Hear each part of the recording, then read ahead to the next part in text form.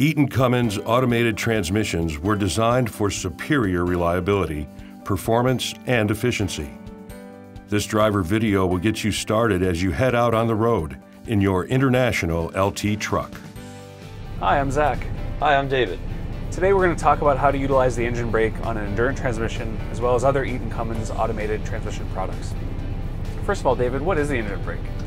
Well, Zach, the engine brake is a way to help slow the vehicle down when you're coming to a stop at a stop sign, a stoplight, slow moving traffic, or any type of stopping event, really. But really, it'll help save on your brakes in the overall life of the vehicle.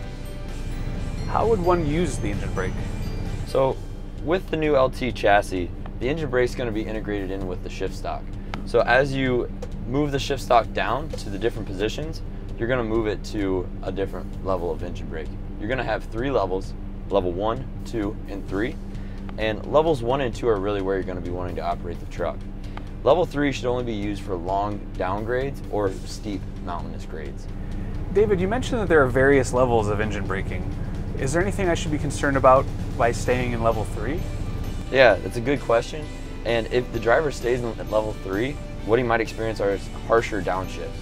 Because under level 3, basically the transmission recognizes that the engine brake should be working at its fullest potential. So we downshift at the earliest opportunity to get your engine RPMs as high as possible to make that engine brake effective.